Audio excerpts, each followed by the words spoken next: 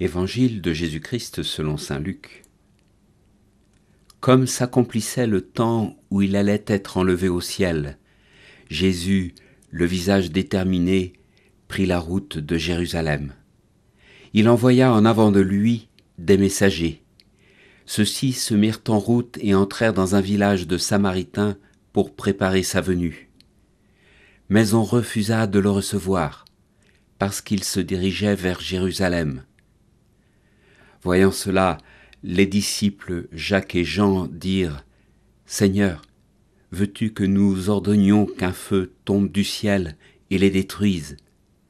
Mais Jésus, se retournant, les réprimanda. Puis ils partirent pour un autre village.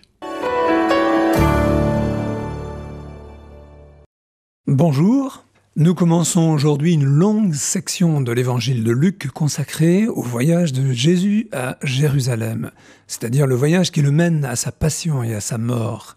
Luc situe ainsi l'épisode comme approchait le temps où Jésus allait être enlevé de ce monde.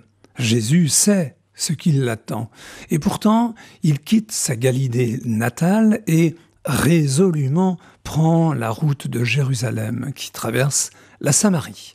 Sa troupe est sans doute importante puisqu'il doit envoyer des disciples pour préparer le cantonnement et les Samaritains d'un certain village, prenant la suite de Jésus pour un groupe de pèlerins juifs en route vers la ville sainte, refusent d'héberger les voyageurs. Cette réaction de rejet était courante à l'époque chez les gens de Samarie qui voulaient défendre leur autonomie religieuse et la légitimité de leur temple du mont Garizim. Réciproquement, les fils d'Israël faisaient grief aux Samaritains de leur manière d'aller au vrai Dieu et de lui rendre leur culte. Devant le refus des Samaritains d'accueillir Jésus et ses disciples, Jacques et Jean, très enthousiastes, réagissent immédiatement et appellent sur eux la foudre. « Seigneur, veux-tu que nous ordonnions qu'un feu tombe du ciel et les détruise ?» Jésus ne va pas là où va la violence. Il ne forcera pas l'entrée du village. Jacques et Jean, tout feu tout flamme, en fils du tonnerre, appellent la foudre. Jésus, quant à lui, décide de partir pour un autre bourg. Quelle leçon d'objectivité et de sagesse pour nous que l'hostilité, réelle ou supposée, désarçonne si souvent. En effet, pour la moindre contrariété, pour un oubli involontaire, pour une parole dite ou un silence gardé, pour une gêne passagère dans notre travail ou un retard dans nos projets, pour une méprise sur nos intentions, nous mobiliserions bientôt tous les tonnerres du firmament, prenant presque Dieu à témoin de notre bon droit.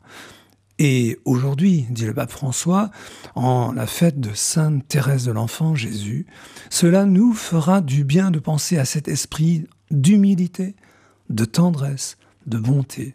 Cet esprit doux, propre au Seigneur, qu'il désire pour nous tous. Où est la force qui nous attire cet esprit ?